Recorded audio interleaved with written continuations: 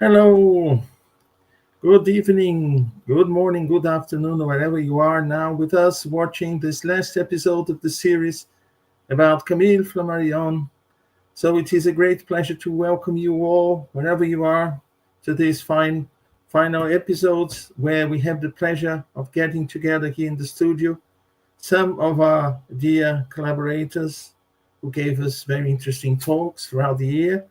So I'll call to the studio our dear friend Faye Waddington. Hello, Faye. How are you? Hello, Munir. Hello, everyone. Nice to be here again. Thank Thank you. you for being here with us, Faye. Let's also call to the studio our dear friend Elsa Hossi, who was the one behind all this work, organizing everything. So without her, this series wouldn't have been possible. So hello, Elsa. Good to have you here with us. I think she's experiencing some problems with the internet. So Mm. I'll call to the studio. Hello, Elsa. Our dear friend Charles Kemp. Hello, Charles. Hello, Munir. Hello, Faye. Hello, Elsa. The Hello, good morning, chance. good afternoon, good evening to everyone. Very happy to be here again with you. Thank you. It's a pleasure to have you all here in the studio with us. So, because of the month December, and for those friends from the United States, they were actually at the last day of the holiday, and we managed to get the four of us here in the studio. But some of our friends they sent us some videos. We show you also giving their impressions about the year, the importance of this work, and we have the opportunity to watch their final message regarding this year. So let me just share with you all the slide that I have. So we started this series. Perhaps Elsa could, before anything else, just say a few words about the ideas because she was the one to conceive this series. This is not the first year that we do this type of work. We started with Leon Denis 2 years ago and Gabrielle Deland last year. This year was Camille Flammarion. And if you wait till the end, we have very good news for next year, but you have to wait.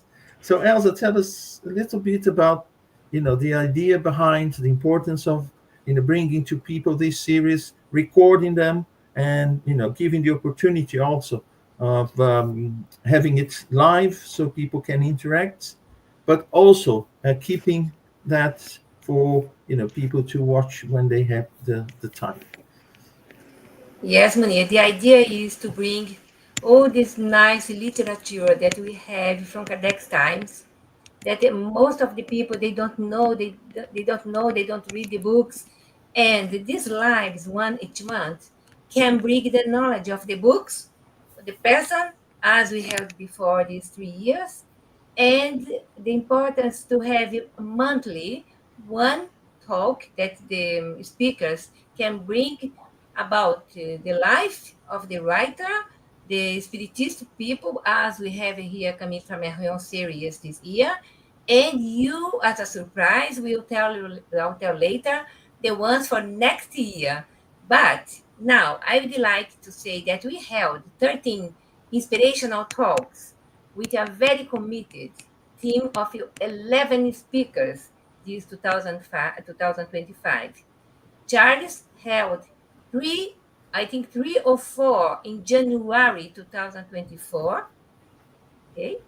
And I would like to express my gratitude to Roberto Watanabe, Vanessa Anceloni, Shane Martin, Carol Correa, Humbert Schubert, Charles Kempf, Dan Assisi, Alexander Caldini, Flávio Zanetti, Rafael Caldas, Faye Waddington, our dear lady here, and thank you, Munir, for hosting all these lectures during this year and now the roundtable.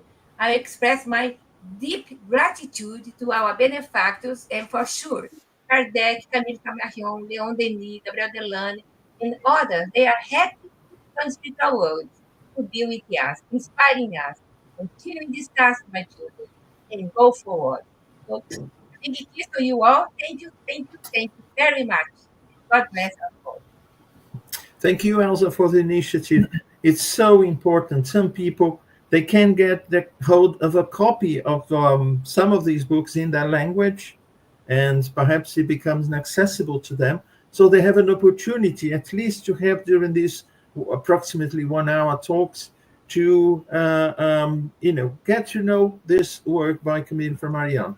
And as I said before, unfortunately, we can find it, all these books in English, and let alone in other languages.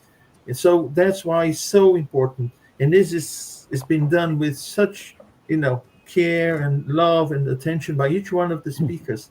It's a very, very important material to keep for people to use as a reference. And if they get interested in a particular book by a particular author, so they can always try to find and translate it. Nowadays it's so easy. We have all these tools and artificial intelligence to help us. You just bring a text and immediately get the translation. It may not be 100%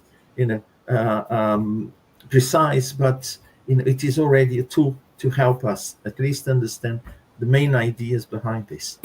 So I'll start with our dear friend Charles, who was supposed to do one lecture bringing the biography of Camille Flammarion, but he managed to get such a rich material about that it wouldn't be fair just to give 1 hour for him to talk about these books that he found about Camille Flammarion and his life and his work and so on. So Charles had 4 talks. We split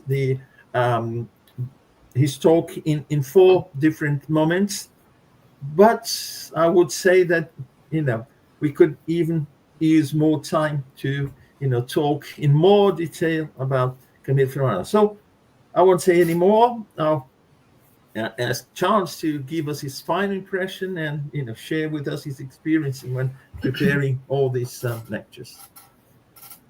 Yes, thank you, Munir. I'm really sorry having bothered you all with 4 lives of 1 hour each. But I was myself deeply surprised to see how much material was available about the life of Camille Flammarion, including a biography he wrote on the first years of his life, from 1842, when he was born, until 1870. So that is one of the most interesting part, of course, how he started. Very little, very humble, learning by himself. How he heard about Spiritism, reading the Spirits book, then meeting with Allan Kardec, participating to the Society of Spiritist Studies of Paris, and of other Spiritist groups, making even, summaries of the sessions and so on. Himself was acting as the mediumistic writer. And this was basically up to when Kardec passed away in 1869. And then Camille Flammarion, on the invitation of Kardec's widow, Amélie Boudet, accepted to make the speech on the tomb of Allan Kardec. And there he was really expressing, his deep admiration for Allan Kardec, and also his own feelings and thoughts about the Spiritist body of knowledge. And it's quite interesting because he since the beginning, as we explained it, he was never really 100% Spiritist. He had some doubts. Things where he had no doubts was existing of the soul, existing of God, reincarnation, and plurality of inhabited worlds. He even wrote a book only on this subject. But on his own mediumship, he always was on doubt.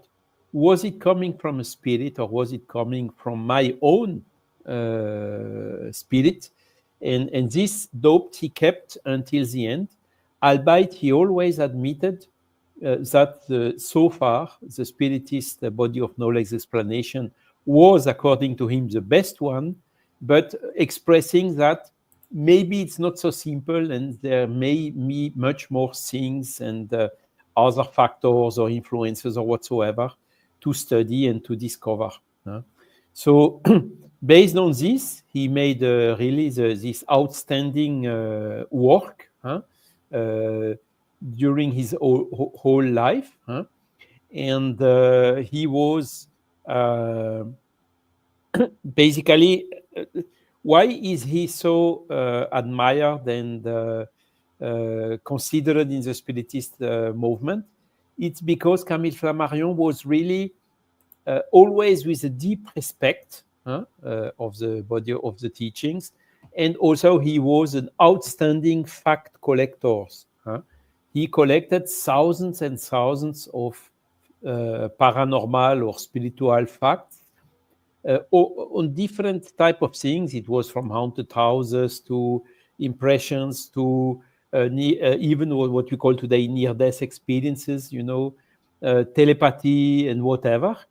And his last books, which have been presented during this series, are really references for the Spiritists. Why?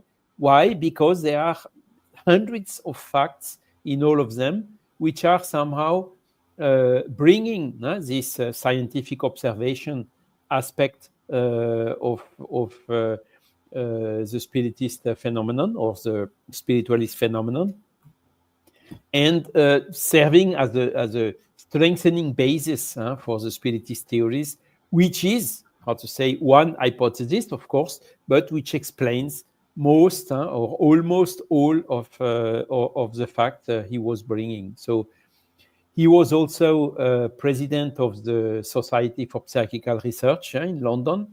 I don't remember the exact date right now, but I think it was in the early 1920, where he made a speech in the SPR in London, which has been also collected in a book, which is available in the French National Library. So it's really an outstanding personality he also collaborated with Charles Richet. He was close to William Crookes. He made investigation about ectoplasm in his own house when he was living in Juvisy, together with all other researchers. And all these big institutes, Institut Psychologique, together with Pierre and Marie Curie and so on, because he was so known in this scientific milieu in Paris that he was invited to participate everywhere, and he did. And he always constantly brought his fundamental beliefs, as I have told at the beginning. Yes, we have a soul. This soul does not survive after the death, and it is reincarnating. So at the end of his life, he was also invited by Jean Meyer in the Institute for Metapsychical Research, which still exists in Paris. And at the end, he passed away, over 80 years old, in 1925 in Paris. So it was a long, very fruitful and full career on astronomy, of course, on meteorology, on a lot of other scientific disciplines, but also on this psychical phenomenon investigations. Thank you, Charles.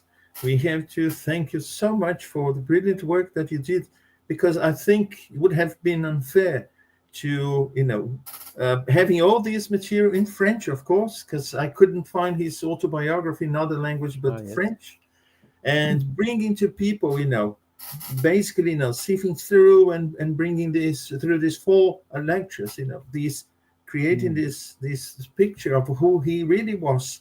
He was so important, and now he becomes a reference. So whoever wants to know more about his life, he or she can watch your talks, and having to compress everything, to summarize it in one talk of 1 hour wouldn't have been fair. Yeah. It would be a pity. you. So okay. So Absolutely. sorry for having bothered you.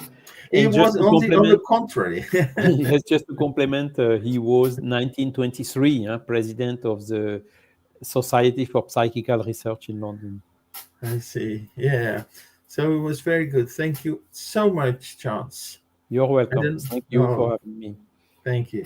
I don't know if Faye wants to add something from her experience while reading it. I'll get to your lecture, Faye. But I don't know if we want to add something at this moment. No, I think it was admirable, and it was fascinating to hear, to watch the passion and the depth of knowledge that Charles brings all the time to whatever he does, and in this particular case. And may I say, I think it couldn't be a better image for the background that you've chosen. So that's iconic to represent exactly what Charles just said of the man that Flammarion was, a spiritual man, a scientist, going beyond boundaries and thinking at such depth and taking his thought to the vastness of creation and universe. Yes, my part is just one little bit of this fantastic person as a scientist, as an astronomer. Yeah, it's important because sometimes we know what the person says. We don't know the context, and we don't know who the person was in detail. So having this opportunity to know in depth his biography was very important, because it brought some context. It gave us an idea who he was, what he was doing, the problems he had at his time, which was different from ours, and how it, you can place that in the context of the Spiritist movement. So it was very, very interesting. It's the first time that I see some very good material about Camille Flammarion. So thank you so much, Charles. You're welcome. I was amazed myself from the quantity of material that is available about him. If I may say, I was always as how did he manage? I mean, he had the same 24 hours like every human being. It is how did he manage so much? It's incredible. Yeah, and I still have to go to Juvisy because they are now organizing the archives of Camille Flammarion and the museum of the observatory in Juvisy. So I think next year I will be able to go there and to visit. I have already the contacts. Wonderful. Wonderful. Yeah. It started with one talk, and then he said, no, Sean said, there's a lot of material, perhaps we could do 2. And as he went, digging in the material, and he said, no, 3 and 4, and, if he could, we would, do more. But I think, it was a brilliant work. Let's move now to our dear friend, Alessandro Caldini. He gave his talk on the 4th of February, and the work he talked about was Death and Its Mystery, Before Death, Proofs of the Existence of the Soul. Alessandro Caldini, he sent us a short video sharing his impression about the author, the work, and this opportunity that he had to give his talk.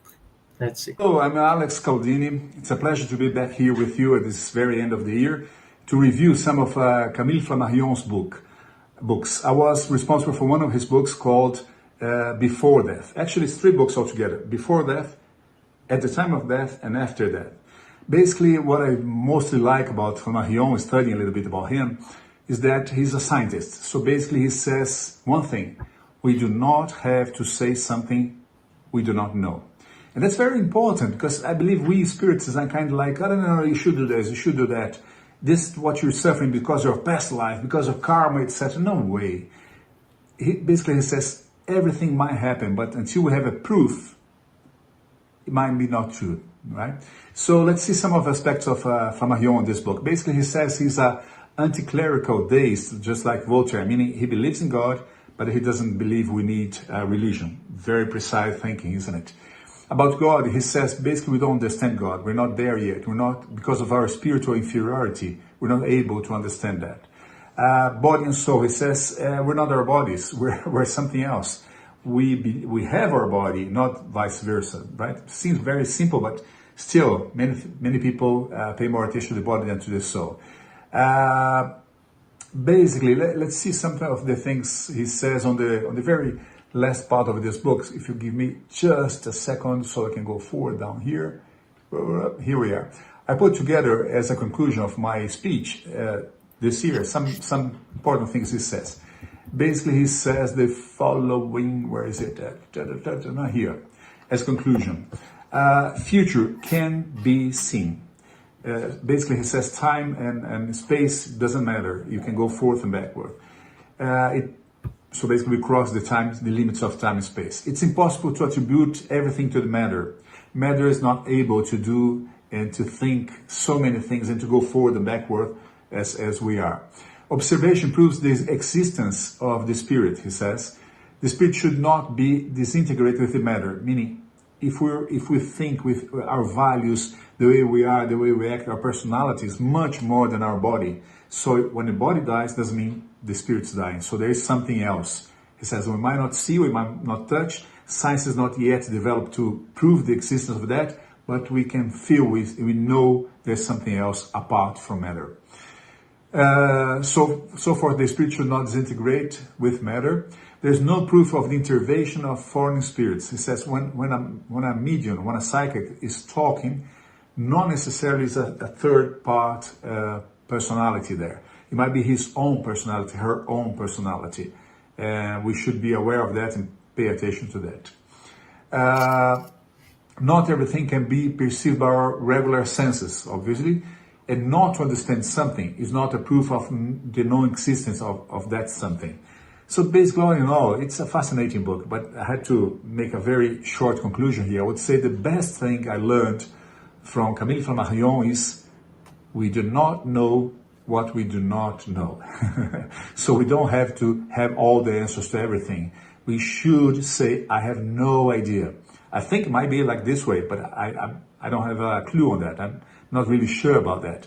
I think that's a very precise advice to all of us spiritists. Let's not try to guess something. Let's not try to put a truth that we are not sure about it. Better way to investigate, to learn, to understand, to study. That's all Spiritism is all about, and that's basically what Camille Flammarion does tell us.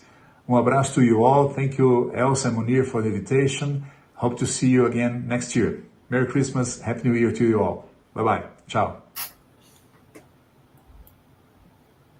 So wonderful. We want to send our heartfelt thanks to Alexandre Caldini for his talk. I remember it was a very nice, very interesting talk. And the book itself is also very interesting, giving us this perspective before, during, and after death. So then we had, on the 3rd of March, Dr. Vanessa Anceloni. She talked about mysterious psychic forces, an account of the author's investigations in psychical research, together with those of other European savants. So let's see what she had to say to us about this opportunity and the work that she presented to us. Hello, dear friends. It's wonderful to be here with you in this moment of reflection about the many talks about Camille Flammarion, an astronomer that became deeply interested in understanding about spirit phenomena. It's so interesting that on October 21st of this year, 2024, I was reading an article written by a French writer named Phineas Ruckert, in the magazine, New Lines magazine. And he talks about, the headline is France's most famous astronomer was also a ghost hunter. Quite interesting the way he outlines it all, and he talks about Kardec, and there are many interesting pictures about Flammarion during seances and spirit phenomena, spirit materialization. At first, Flammarion didn't believe in anything, just like Kardec, but he became interested after he read the Spirit's book by Kardec. At the time, he was only 15, as you know. And then later on in his life, after becoming quite an expression of science in the world as an astronomer, he was intrigued by the spirit phenomena and wanted to investigate. He thought we should give it a very systematic attention and work, reminding me specifically of the works by Dr. Gary Schwartz at the University of Arizona, who is the godfather of Kardec Radio, starting Kardec Radio in 2011 in our first program on July 4th at 12 p.m. And every year he comes back to tell us about his advancements. And lately he is researching on this spirit communication through electronics, so transcommunication, in a beautiful, very elegant experiment across different universities, and we await the results.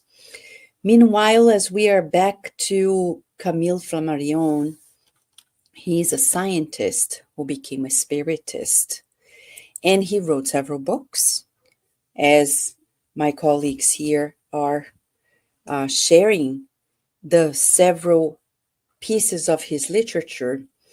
In our case, we discussed way back at the beginning of this year the book Mysterious Psychic Forces, an account of the author's investigations in psychical research together with those of other European savants. In this book, which was published in the 20th century, the works talk about mediums in Europe, in other countries, and the spiritual phenomena and the investigation about it. Amongst all the mediums he researched upon and became quite famous for was Eusapia Palladino, right? These mediums were truly sacrificial in their works due to the conditions they were exposed to. And Flammarion researched unexplained noises like raps, levitation of tables, of objects. And the most important aspect of it all is that he shares his take on it. He says, like Kardec, we need to observe the facts and analyze the language. This is a statement by Kardec in the Medium's book, and it aligns quite well with the way also Flammarion did his research, by observation. By the way, friends, when we talk about spirit phenomena, we need to reason first, observe first, and then conclude. Analyze the language. Many people, they, like in math, you need at least 2 points to make a line. In spirit phenomena, we need more than an event to understand the broader spectrum of spirit phenomena. So we need more points to connect the dots and really make of what it is. We're saying this for the reason that many of us would like to research or even be in mediumistic meetings. Let's be inspired in Flammarion, who observed much to reach his conclusions. I think this is the most important observation, especially in his book, Mysterious Forces. I enjoyed very much reading about it, getting to know of him, and I look forward to learning more about Camille Flammarion. And you should too. Thank you, friends.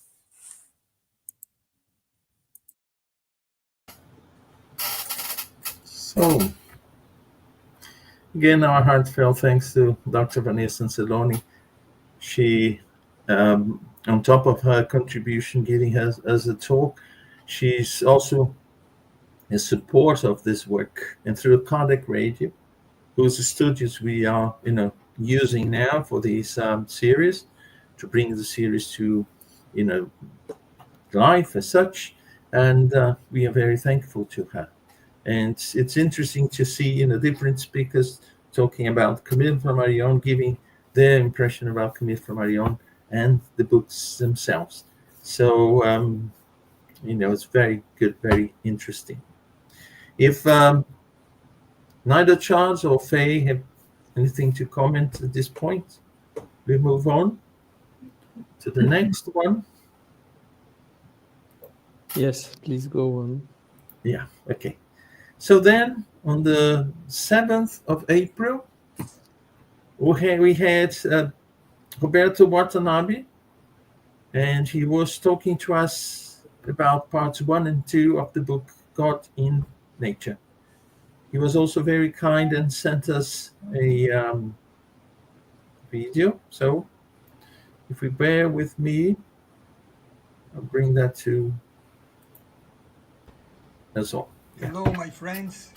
I'm glad to leave this short message for you all. First of all, I would like to thank Elsa and Munir for inviting me to participate in the Camille Flammarion series. Camille Flammarion, as we all know, was a French astronomer who lived in the second half of the 19th century and the first quarter of the 20th century. And he was a contemporary of Kardec, although he was much younger than him. In the Spiritist magazine, Kardec comments some books published by Flammarion. One of them is The Plurality of the Inhabited World. The second one is Lumi. Lumi is a name, and in Brazil it was published with the title Narratives of the Infinite. It's a kind of, let's say, science book, right? And the third one is God in Nature. And this was the book that I presented this year, but just the first and second part, because the third to the fifth part was in charge of our colleague Carol. And in this book, the Flammarion's goal is to carry out an investigation about the existence of a God. And he believes that the best way to do that is through positive sciences, rather than by religion or some other way of thinking. And positive science is based on facts. And here we must remember that Kardec also based on facts to organize the Spiritist doctrine. And also, Flammarion believes that the appropriate way to, let's say, prove the existence of a God is look at nature. Because, as he says, God is the inner force of all things, at the end of the day, of nature. And here we also, again, we must remember Kardec when he says that every intelligent effect must have an intelligent cause. And if we look at the wonders of the universe, the order that commands all the universe, we see that such creation surpass human capacity to create the universe. And then we get to the idea and to the reality of a supreme being, which is God. Well, this is just an overview, general overview of the book, and I would recommend that you read all. It's a thick book, but it's worth reading. Now, I would like to thank you again for the opportunity to participate in this series, and I look forward for next year author. And if I may, I would like to leave here a suggestion. Why don't we study the works of Ernesto Bolzano, the Italian scientist who lived also by the time Flammarion lived. And although he was not an spiritist, he was a great contributor to the study of the spiritual phenomena. So having said that, I would like to wish you all Merry Christmas and a Happy New Year. Thank you again. Bye.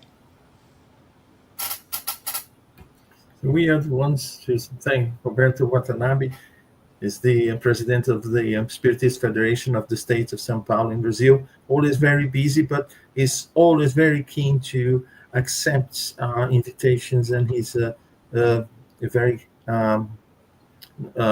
good collaborator of ours. So our thanks to him. And before we carry on, I just want to say that our dear friend Anassisi, he is traveling on his way to the hotel. He said he'll try to get here before the end of the program, so let's hope he managed to do that. We also say hello to those who are here with us watching. Ruben de los Santos, Augusto Schmidt, Angela Kusch, Elizabeth Stevenson. Hello to you all, and thanks for being with us here today. So let's move forward now. So then on the 5th of May, we had our dear friend Carolina Correa. She talked about parts 3 to 5 of the book God in Nature. So let's watch her video. She was also kind to send us a video. And let's see what her final impressions were about Camille Flammarion. Hello, friends. It is a delight to be here once again to speak of the works of one of the greatest pioneers of Spiritism, Camille Flammarion, who was a personal friend of Kardec and was so open to embracing Spiritism that he lived the message to the point that he felt the need coming from his heart to share this message with others in a point in time when such a choice was not common.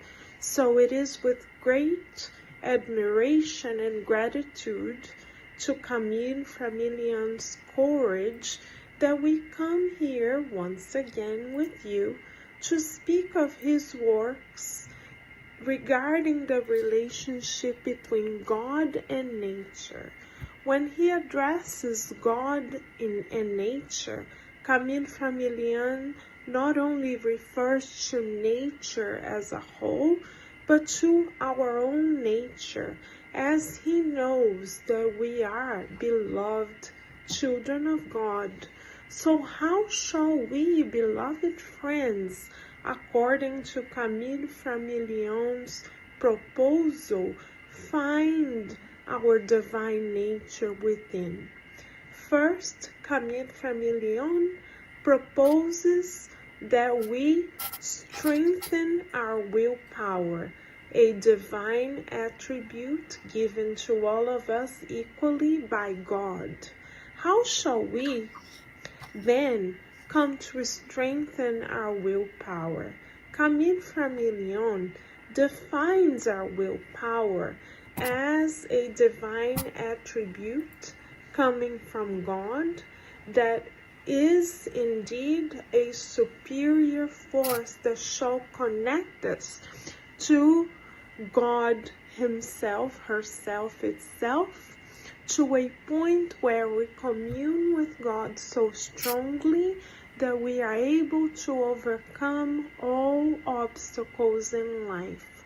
How shall we then strengthen our will? According to Camille Flammarion, once again, we need to foster courage. He proposes that we foster courage first and foremost by strengthening once again our communion, our conscious communication with God through the power of prayer. Then we exercise humility by surrendering to God's plan and being open to the new. Finally, and equally as importantly, we put that courage into action in the form of love for others, service to others. And then Leon Denis, as we embrace charity as our motto, as our bridge that connects us to God further through our neighbor, Leon Denis reminds us that God is everywhere. He reminds us that in our journey from instinct to reason, as we were enrolled in the lower schools of life, such as the animal kingdom, for example, that we were divinely guided. And then Leon Denis finalizes this beautiful dissertation about the relationship between God and nature by telling us that even the smallest molecules and forms of life obey a divine order, a divine plan, a divine guidance that maintains the harmony in the universe, and that is indeed the supreme source of love and intelligence all around, which we call our Mother, Father, God. What a beautiful dissertation of divine love on the part of Leon Denis. So, beloved friends, we close our thoughts by inviting everyone to recognize in themselves how we are all divine co-creators with God. Thank you for the opportunity of being here once again, and we wish everyone many, many blessings.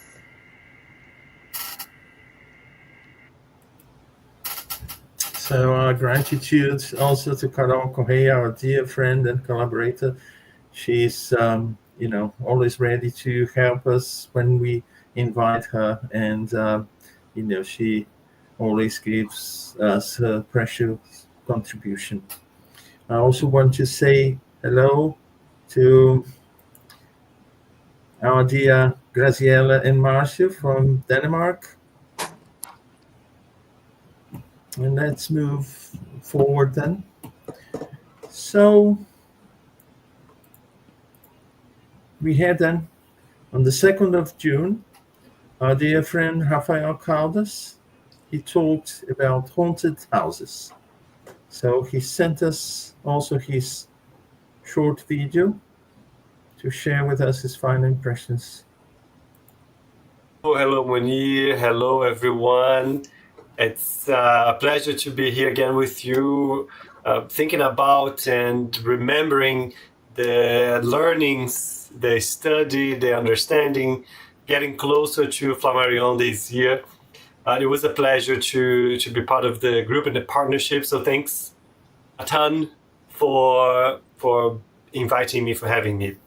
I think there's the highlight that I'm taking from this moment is the provocation. The book that I was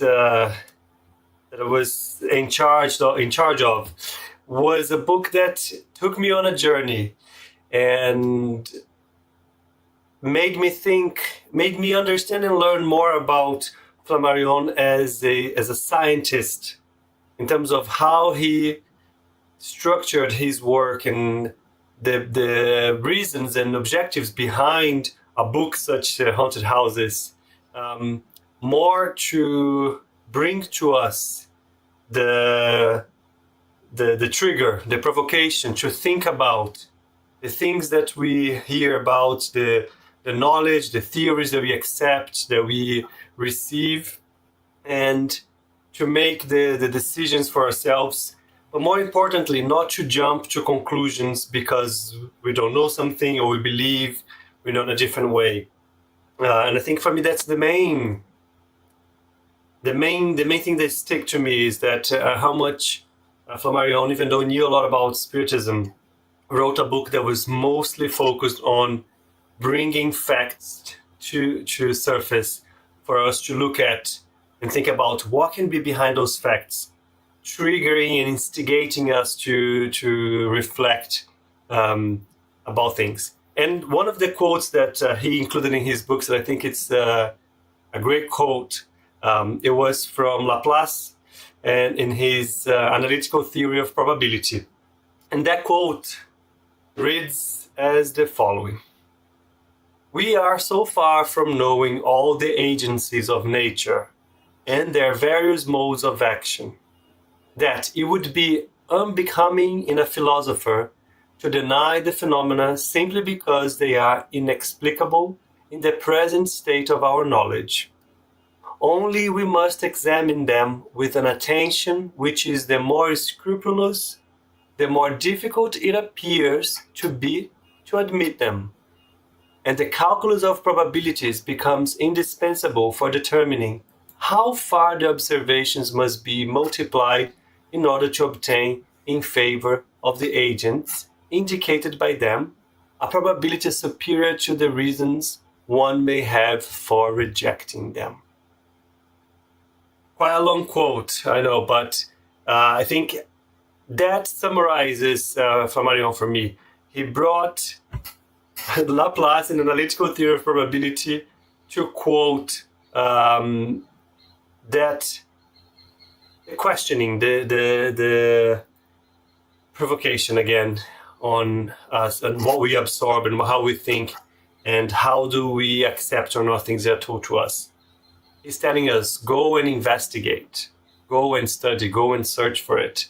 Don't accept everything that's just given to you. Keep looking until you find the answers that make sense. Because there's a lot more that we don't know than that we know. So that is what I took from me, and I'm very grateful for getting a bit closer to Flammarion in this sense. Thank you, everyone. Looking forward to the next time. Bye. Thank you, Rafael. Rafael also is a nice chapter friend of ours, and also giving us his support and accepting our invitations.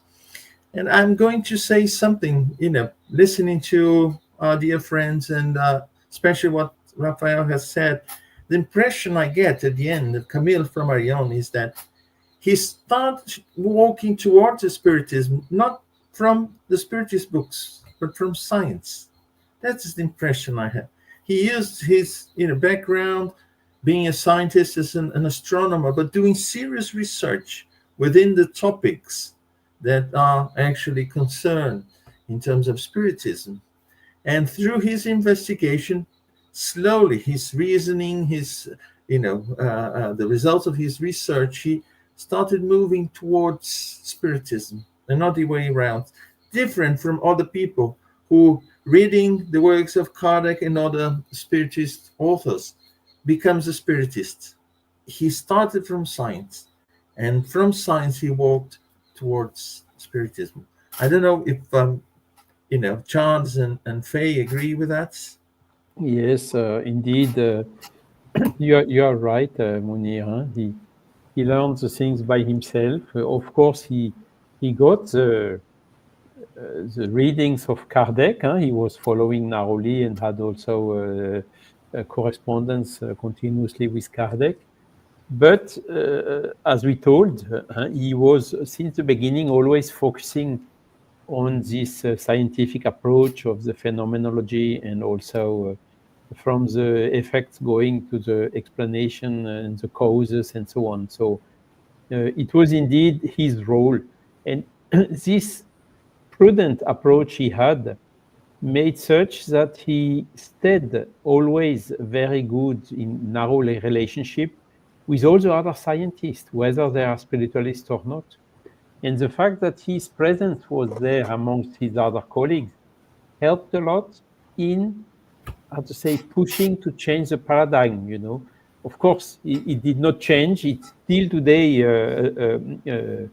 100 years. Because next year it will be the 100th anniversary of the death of Camille Flammarion. Still, we are in this materialist paradigm, but his contribution in this field was really outstanding. But he always kept very sincerely this admiration to Kardec. He was somehow criticizing a little bit the spiritists, saying, "Oh no, you go too quick, or you are too religious. You don't do any investigation anymore. You take everything as granted or cast in concrete or whatsoever." Indeed, he was a little bit right in this, but he always recognized that it's good in a way that Kardec went up to the last conclusions which are coming out of the facts, principally in terms of universal moral laws, you know, about these questions of good and evil, of what we should do, of the evolution of the world, about these moral reforms that we should really foster in ourselves, and also using that in order to console hundreds, thousands and thousands and thousands of people. And this is what basically inspired the Spiritist movement after Kardec's passing away until today, particularly in Brazil, where you have so many assistance or charity institutions of different types working by just putting in practice, in action, the teachings of the Spiritist knowledge. So Camille Flammarion was really very open on that. And I must admit also that he comes from time to time to our mediumistic meetings. And the first time he came, it was, I think, late 90s, to my knowledge, was please don't doubt, in the same way as I doubt. So giving us clearly the message, okay, that time is now gone. Now we should really enter stronger in that way of drawing fully the consequences of which are coming out of this huge accumulation of facts he has contributed to gather. Yeah. Let's welcome in our studio now at the end. Hello, Denasisi. Good to have you here with us. Hello, everyone. How are you doing? I'll see you. Fine, thanks. Perfect. And you? Glad you can make it. Yeah. It is great to be here with you. Apologies. I have been delayed a little bit in our family trip here through Italy, and I thought we were going to arrive in time, but alas, traffic and other fun challenges, got us a little bit busy. But now I think we're almost settled. Wonderful. Let us just carry on, because now we have our dear friend Faye Worthington. She talked to us about the wonders of heaven. That was on the 21st of July. And so she's here with us in the studio. Yeah. Right. Well, I think I'll run the serious risk of sounding redundant, because it seems that a few or many of the observations that our previous friends have brought were present in my own notes and in my own experience of this book of Flammarion. The first thing I would like to say is that adding everything that's been said so far and Charles' recent comment is that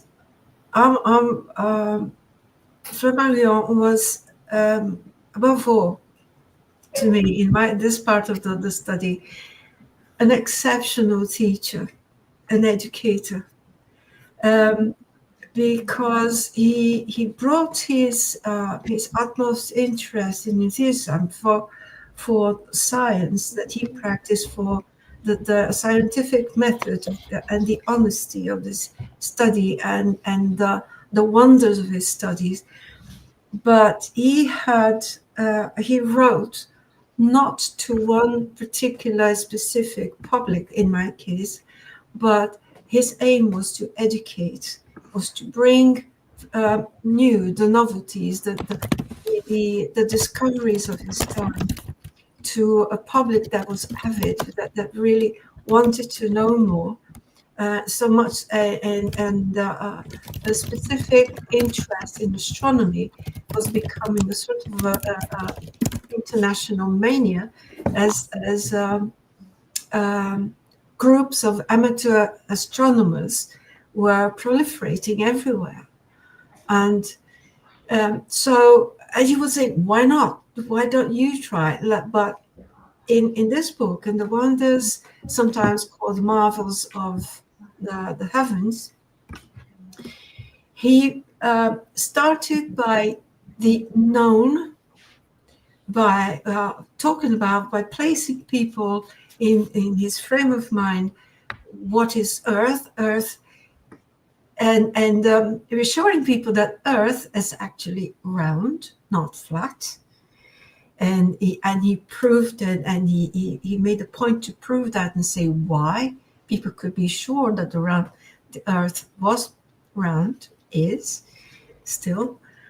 And from that point on, from adding physics and maths and all to a popular language, just to make it accessible to people with more or less experience in those studies, then he would bring from the what do you call a mundane observation of walking in the night sky.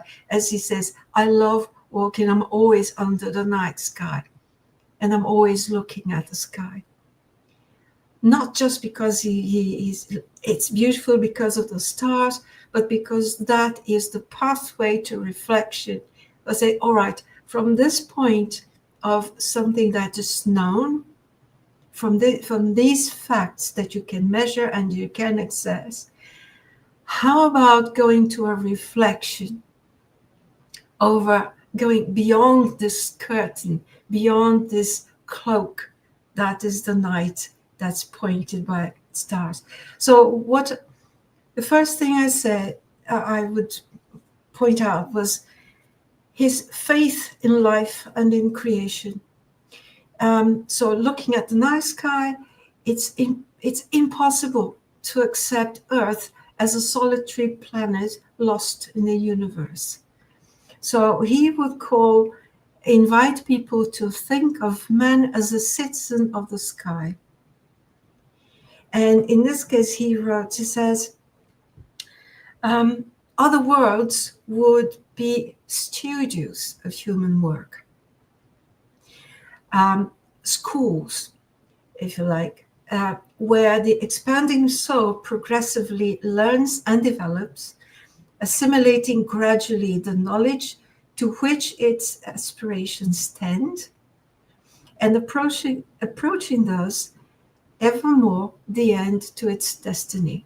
So we are on a planet that is a school. How about other planets and other stars as other schools? And why would there be more schools, as there are so many schools and grades of schools on Earth? Second, his communion with nature and planet Earth, as others have said, as just one of the homes amongst the homes created by our Celestial Father. Who said that? Jesus said that. It's our Father's home has many homes. And he says, of course, it makes every sense. Why? And if you take a flight of imagination, let's go to a space flight, as we do and as we have today. It says,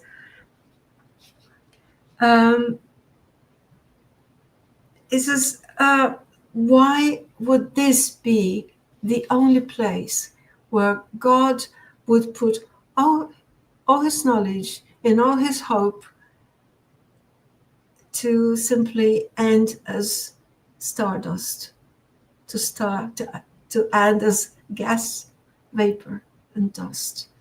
Why would God do that? Then his selflessness when he praises the work of fellow scientists. He has no problem acknowledging the achievements of other scientists, but also his certainty that free thinking is one of God-given traits to help humankind to push their way forward towards enlightenment, and through questioning, reasoning, and working out ways to maintain a peaceful and collaborative development.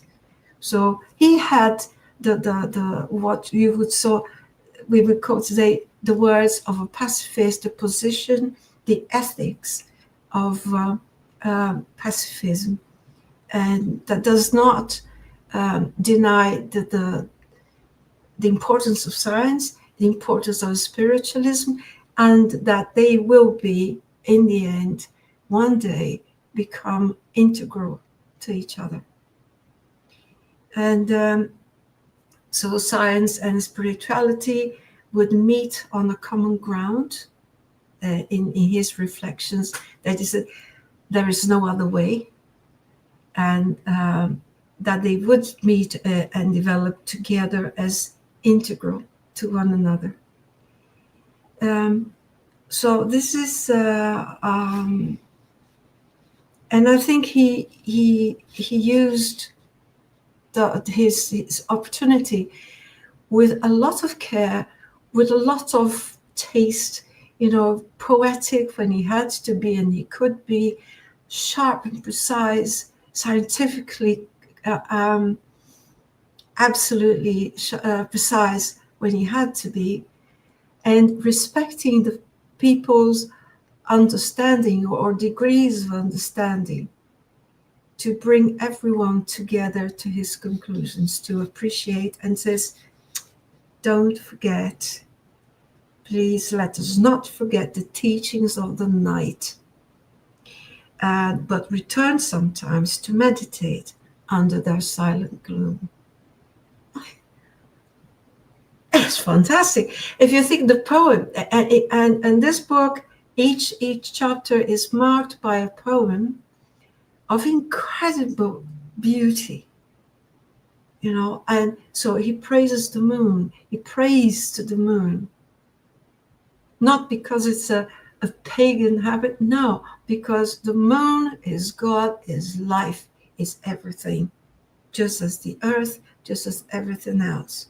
So that's say, well, we can't think of the whole universe, it's too much.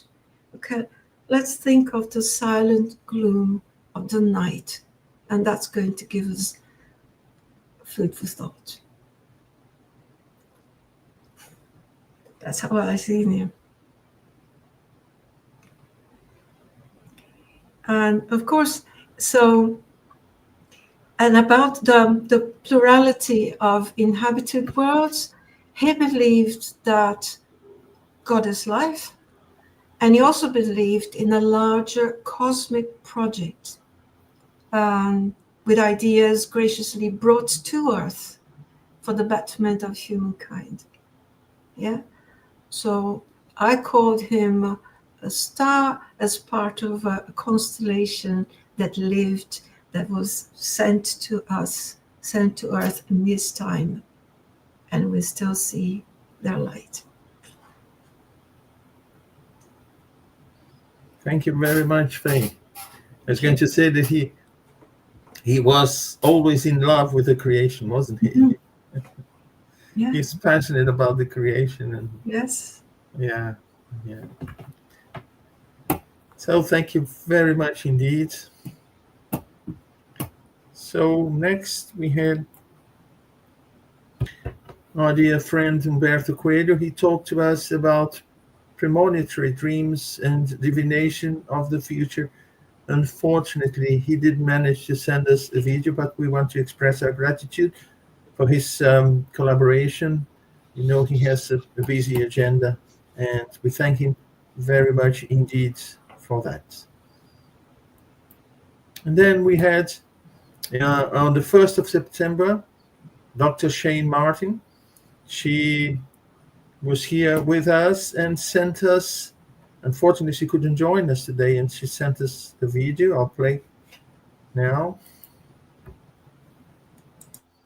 Dear friends, dear Dr. Munir, this is Shane Martin from the Spirit Society of Richmond in Richmond, Virginia, United States. I'm here to thank you all from the bottom of my heart for the opportunity and honor to be a part of the Camille Flammarion Series. It's been such a joy to be able to learn from the many presenters who so wonderfully brought to us the many topics of this most important author in Spiritism. My deepest gratitude to Elsa Rossi and Dr. Munir and the British Union of Spiritist Societies for allowing us to be part of this effort, for inviting me to be here. And to you, dear listener, my thanks for your time and dedication to learning and studying with us, for showing up every Sunday, once a month, so that we can learn together and solidify our knowledge and content of Spiritism. In this much important time of planetary transition, we need more works of the good, such as this one. And I hope that next year, with the new topics studied by Buzz, by the many presenters and hosts of Kardec Radio, we can all connect deeper with one another, with our spirit mentors and guides who allow us and inspire us to be here today. I wish you all the hosts, all the presenters, all the viewers, and all the listeners, a wonderful time, a wonderful December, and a wonderful beginning of 2025. I look forward to collaborating in many other projects, and I hope that you feel inspired to read not only the book Lumen, which is this beautiful scientific or science fiction description of the many life forms that we have in the universe. This book that was published first in 1872 has 5 different conversations, and each conversation, the 2 characters of the book will have sort of a question and answer format, where Lumen, now discarnated, living in the spiritual realm, talks with Corinne about his experiences, looking back in time, experiencing, visualizing the many existences he has throughout the book, speculating on, and Camille Flammarion is speculating on the different life forms that we know are present all around the world. In the Gospel according to Spiritism, we learn that each and every celestial body is inhabited. The many planets that our Master Jesus has participated on the creation, the many Christ spirits all throughout the many solar systems, the many galaxies, they all work together as a team to guide the evolution of all of us. So I hope that you feel inspired to go reach out and read Lumen. hope that you feel inspired to return to Kardec Radio and the many channels of the many spirit societies all around the world to learn more and to get involved in your own local spiritist group. I hope that you have enjoyed this series. My deepest gratitude to the organizers and to the authors for this beautiful work. May you, dear friends, stay well. Please stay safe. Take care of someone else and yourself. And I hope to see you next time. Take care. Bye-bye. So Dr. Martin is another one who's ready to collaborate with us. And, she's always keen to give us a value contribution. So I want to thank her on behalf of the organizers of the Camille Flammarion Series. And now we had, on the 6th of October, Dr. Dan Assisi talking about the book Urania. He finally made to the studio, so he's with us now, and it is a pleasure to welcome you again. Thank you very much, Munir, and thank you, Faye and Charles, for being here, and all our wonderful friends who have joined us every month to study Camille Flammarion in many different ways. I had the pleasure of talking a little bit about Urania, which is the original Uranie, published by Flammarion early on. And in that book, we really take a trip through the cosmos and through the universe. And I don't want to repeat much of what my friends have said about the skill and ability of Flammarion to entice us and to create universes in our minds with his beautiful pen and draw us in a poetic way to talk about the possibilities that science could bring. I think that if there's one takeaway for me from this early exponents of Spiritism is their incredible ability to bridge to two different divides, that of science and that of morality and spirituality, in ways that evoke something within us that leads us to say, I want to know more about this. I can see how different things connect. And so I think that is one beautiful thing that not only Flammarion does, but Denis does, for instance, as another great poet of Spiritism, so to speak. So to talk about what I think is the biggest takeaway for Flammarion and his book, Urania, I want to actually avail myself of another astronomer, if that's okay, if you indulge me, Carl Sagan. And I think we have all been familiar or have heard his name before. Maybe if you grew up interested in astronomy, you may have seen the series Cosmos. When I was a little boy, I remember that would show every once in a while. But I bring that up because I think that he also wrote some poetry that speaks to the spirit of what Flammarion does to us. And in the 1990, there was a satellite called Voyager 1 that was sent from Earth into space to take pictures, and it's still going, so to speak.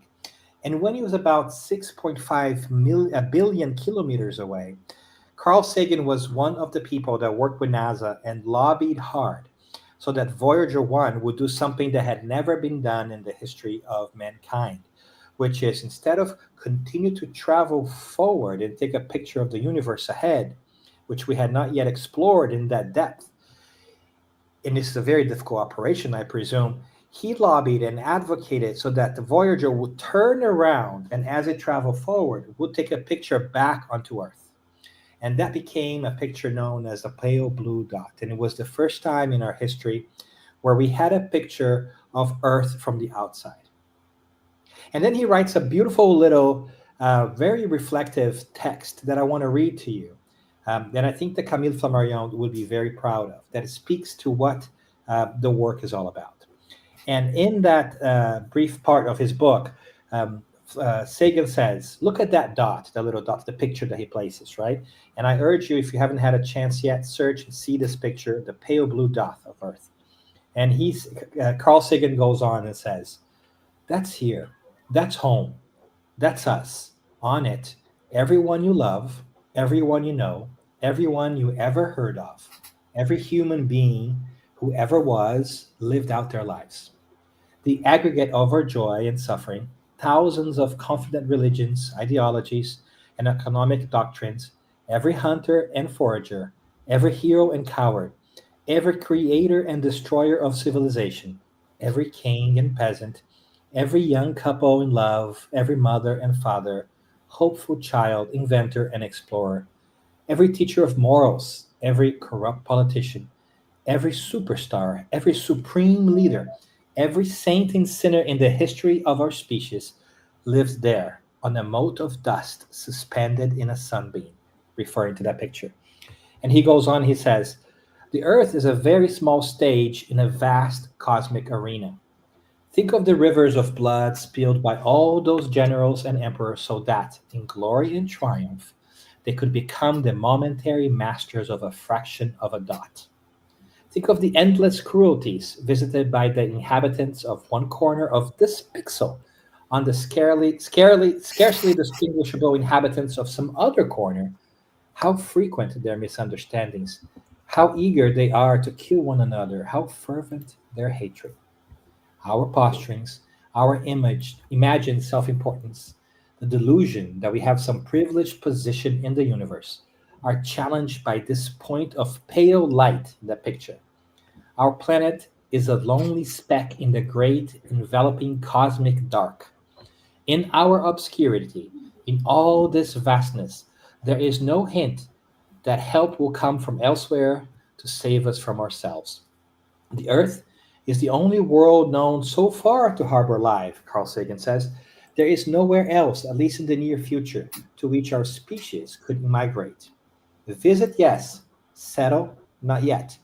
Like it or not, for the moment, the Earth is where we make our stand. It has been said that astronomy, he closes, is a humbling and character building experience. There is perhaps no better demonstration of the folly of human conceits than this distant image of our tiny world. To me, it underscores our responsibility to deal more kindly with one another and to preserve and cherish the pale blue dot, the only home we have ever known. And this he wrote in 1994. And I think it's a beautiful text, just looking at us as a humanity and as a planet. And if that touches our heart, then imagine that Flammarion went even further. And by being able to describe different worlds, he not only helped us attend to the fact that, yes, we are in this beautiful pale blue dot that goes around the universe, our big cosmic bus, so to say, taking us around, but that we're also part of something even greater, a brotherhood, a sisterhood, a community of beings that go far beyond our own planet. And when we are able to zoom out and understand that there are other beings in the universe, spiritual beings, physical beings that are all connected in this web of intentionality created by a supreme being, we begin to give proper proportion and perspective to the challenges that we have in our lives. We begin to understand that our spiritual nature is far more important than our heavenly disagreements, our earthly disagreements, and our challenges we face. By bringing science in and by helping us through the stories that he weaves so beautifully through astronomy, he is able to light a fire in our hearts to understand what really matters, and that is ourselves as spiritual beings. It tells about the stories of love that we also see, interwoven in Urania. He tells us about the heavenly celestial bodies. He tells us about humanity in general. So I find it fascinating that with all his skill and his ability, he is able to zoom out into the universe so that we can zoom in into who we really are, what we really are. And I think that perhaps is the gift that I take for Flammarion away.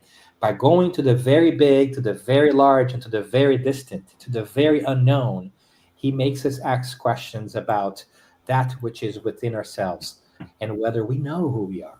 And what is it that we need to do to ensure that we feel this commonality with all things and all beings, that we see reflected in the teachings of Spiritism. So I hope that if you are reading this video and you have not yet had a chance to read one of these wonderful books, you may be challenged in a great way to be visited by the idea that there is an incredible journey to be taken by reading these books that will free our minds and help us zoom out to the very large. And here in our broadcast, Munir has been very kind to have placed the picture, a pale blue dot, and in it there is a tiny speck of light in the middle of it, and that is Earth in the context of the cosmos. And so, how beautiful it is to know that it may look so small, but yet there's so much in it. And how beautiful it is for us to make a connection that is not different than us. Sometimes we feel so small before the cosmos and the universe, yet there's so much within us. There's so much history within us. There's so many experiences within us. There's so much love within us. There's so much that we need to discover. And whatever Camille is today, and I'm going to take the liberty of calling him Camille because now we're friends, right? And I think he'll be okay with that. May he receive our most humble thanks for the incredible work that he has done, and I'm sure continues to do, to connect us to the very nature of who we are and what we are, which are children of the cosmos, children of a creator, of the most perfect intelligence out there, and that we should pay attention to that will unite us and not what divide us. So I'll stop talking there because I am really touched when I think about these great forerunners of Spiritism, including Flammarion, and how they help us zoom in into ourselves by zooming out into the universe. So, Van, thank you very much indeed. And, it's very nice to see these tiny pieces of a large jigsaw puzzle, where each one gives a contribution. And in the end, we start to understand more and more about the creation. And, of course, to understand what the Spirit said to us, they brought to us through Kardec. And that is really wonderful. And to thank you once again. And of course, for being, always with us. We know you have a very busy agenda and you're always making the most to be with us and giving your contribution. So thank you very much indeed. Thank you all. Thank you for your flexibility. Apologies I couldn't be here, but I will be following offline. Thank you. So now we have our last slide, which is about the spirit communication. And the talk was given by our dear friend Flavio Zanetti. That was on the 3rd of November. Unfortunately, he was supposed to be with us here in the studio, and he wrote to me 5-10 minutes before we started the program to say that he had a family problem to sort out, and unfortunately he couldn't be with us and didn't have enough time to send us a video, but we send to him our gratitude and our prayers as well. So thank you, Flavio, very much indeed. And with that, so we end our series of talks for 2024. But we have now some announcements to make for next year. So if you think this is the end, it is not. And also, we have a very nice coincidence because, as our friend Roberto Watanabe suggested, and this is not the result of his suggestion, but a coincidence because Elsa and myself, we had, discussed what, who would be our author to talk about next year, and we came with the idea, to talk about Ernesto Bozano, and almost simultaneously we got this message from Roberto also suggesting, and we talked about Ernesto Bozano. So for next year, now we are organizing a series of talks in the same format, one Sunday of the month, where we have a guest speaker to talk about one of his books. He has several books, and we are organizing that for next year. And finally, we want to thank Kardec Radio for all the opportunities they've given us to bring programs and talk to the public and share with them the results of the study, the contribution of each one of the guest speakers here, so that we give our humble contribution to the Spiritist movement, not in the UK, in the US, in France, in Brazil, but worldwide, because we have friends from Uruguay, for instance, from Denmark, from the UK, and so many other places here with us watching. And we want also to express our gratitude to all of them. And in this case, especially to the Kardec Radio for allowing us, to making it possible to take all these efforts to, everyone in Bristol. So that was it. I just want, a final word from Faye and from Charles before we go. Well, thank you. It's been an absolute pleasure again to be with you all and to be more familiarized with the word, with this name that resonates to me from what I first heard. I was in school. I was a girl at school, and that name sounded so special. So, and I could never. It took me a lifetime to get this opportunity to be with you all and know them a bit more. And so thank you all very much. And I wish everyone a wonderful time and a lovely Christmas. Thank you, Faye. Charles? Yes, indeed. It's a lot of emotions to see all these speeches and all this, how Camille Flammarion has been recognized and admired by his works, basically. And thank you so much for the buzz. Thank you, Munir, also for animating all these lives. And just encouraging, take a book, arrange a book of Camille Flammarion and read it. Even on astronomy, you see, with these nice images as the one which is used as a background on this slide, on the screen, because it's absolutely wonderful. He was really someone outstanding in disseminating these ideas, a kind of a front runner. Happy that nowadays these things are coming back to on the table. And it is, amongst other thanks to all these front runners from home. Camille Flammarion was really one of the best ones. And okay, let's see. Camille Flammarion was a French guy. Ernest Bozzano was an Italian guy. There were also some outstanding front runners in Italy and in other countries. So let's concentrate now on Ernesto Bozzano, who has also a huge, outstanding literature, fantastic on the Spiritist phenomenology and body of knowledge. So thank you all for your participation, and God bless. Thank you, Charles. Thank you both. And before we go, I just want to say hello to Rosalie Adorni as well. So thanks for being here with us.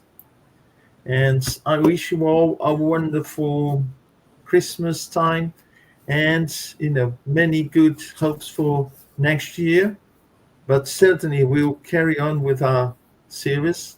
And next year, as we said before, we'll have the pleasure to put an effort and bring to you some of the books by Ernesto Bozzano. So thank you all very much indeed, and see you all next year. God bless. Bye-bye. Thank you.